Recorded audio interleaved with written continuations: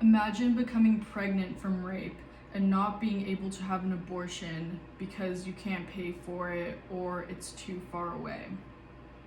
Abortion ought to be legal and easily accessible in the United States. Abortion is one of the safest and most common procedures done according to Planned Parenthood.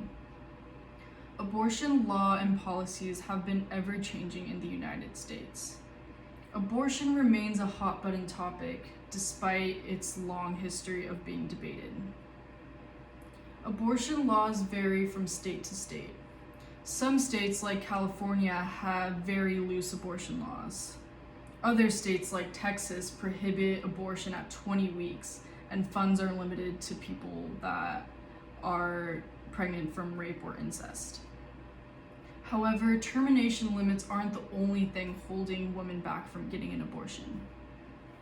Strict abortion laws make it very difficult for a woman to have an abortion because of the limits during the first trimesters of their pregnancy, consent forms, and lack of clinics able to perform the procedure. You're telling me that if I'm a 17-year-old girl who got pregnant in Missouri, I would need my parents' consent to have an abortion? Well, I guess I'm driving across the country to New Mexico. Although abortion isn't totally illegal in the United States, there are a ridiculous amount of barriers in the way of getting an abortion. Depending on where you live in the United States, abortion may be more difficult if you're already in your second or third trimester. According to Guttmacher Institute, 43 states can prohibit abortions after a specific point in the pregnancy. 19 states can ban abortion after 20 weeks, according to Now. Texas has recently enacted a new law that bans abortion after 6 weeks and allows citizens to file lawsuits against the people that get an abortion, according to Dallas News. Approximately 40.2% of women get abortions after around 6 weeks, according to Abort 73, meaning that this Texas law will affect a lot of women looking for an abortion. Consent forms are another barrier in the way of getting a safe abortion. 21 states require a parent's consent for a minor to get an abortion, according to Guttmacher. Advocates for Youth states 21 states require parental involvement even if the minor is a victim of incest. Sex is a very difficult thing for minors to talk about with their parents, and bringing up abortion is another tough subject. According to a poll conducted by ACLU, 22% of teens did not tell their family member about their abortion in fear of getting kicked out of their house. There are a lack of clinics in the United States that are able to give an abortion procedure. CNN discusses how there are 6 states that only have 1 abortion clinic. These states include Kentucky, Mississippi, Missouri, North Dakota, South Dakota, and West Virginia. California, which has pretty loose laws, has a lack of abortion clinics as well. The Los Angeles Times states that 40% of California counties have no clinics that would provide an abortion. Women who are unable to travel to abortion clinics because of physical complications or financial struggles are out of luck. It's evident that abortions are hard to get, especially if you're a minor, living in a conservative state, financially unsteady, and far along in your pregnancy. So why do we have such tight laws in this country? I thought our country had the right to liberty and privacy. Miseducation on abortion, male legislation, and widespread religious beliefs may be to blame for these strict laws.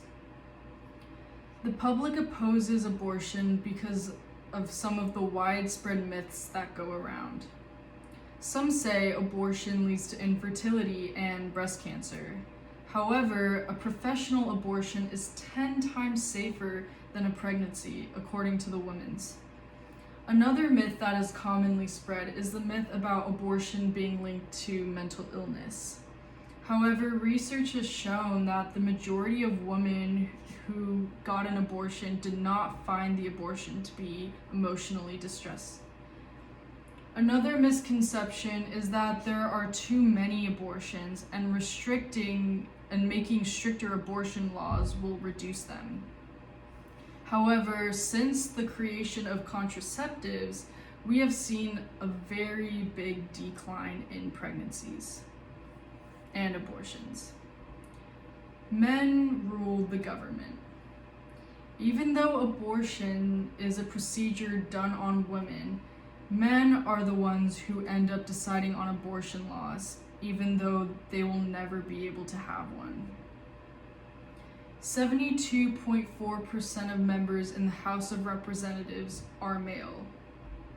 In 2019, Alabama's 85% male legislation passed a policy that bans abortion at any point in the pregnancy.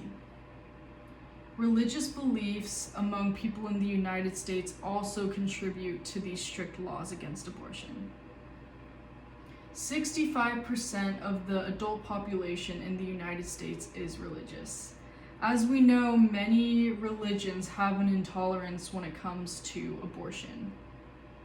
According to a chart provided by Pew Forum, the majority of Catholics, evangelical Protestants, and Jehovah's Witnesses say abortion should be illegal. These people are voting on these strict laws. States like Kentucky and Texas that have strict abortion laws are mostly conservative, and as we know, conservatives are mostly religious.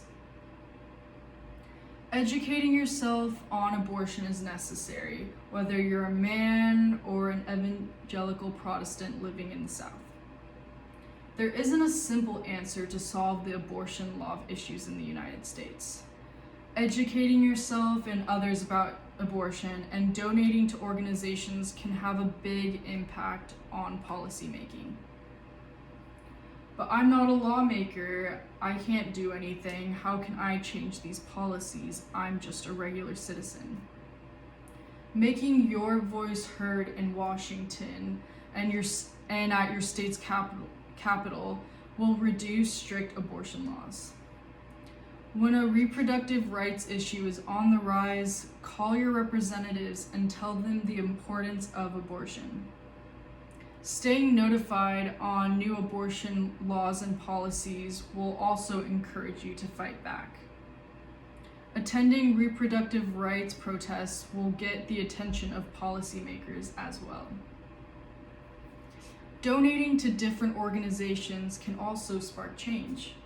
Donating to a local grassroots abortion fund will help people who are unable to pay for abortions and cannot easily get to them.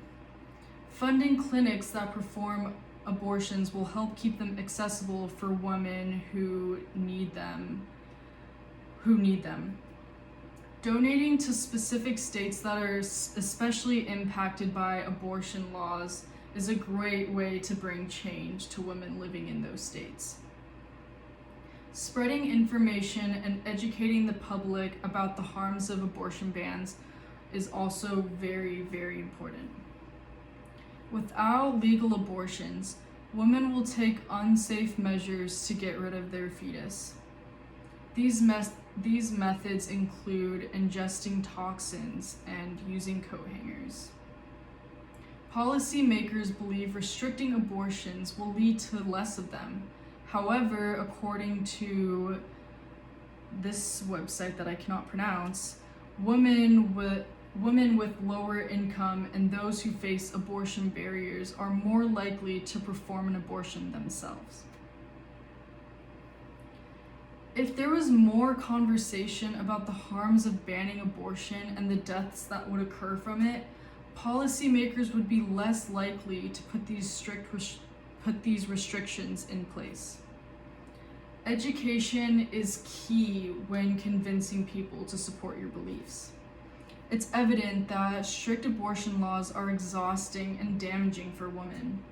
It's time we change our country's attitudes towards abortion. Our government's laws and policies have failed to protect women's reproductive rights. We need to acknowledge the harshness of abortion laws and the people that cause these harmful laws. In order to combat this issue, we must spread information on abortion and support organizations that are abortion friendly. No matter your stance on abortion, I hope you learned something today and are more open-minded when it comes to abortion in general. Margaret Sanger once said, "No woman can call herself free who does not control her own body." Thank you.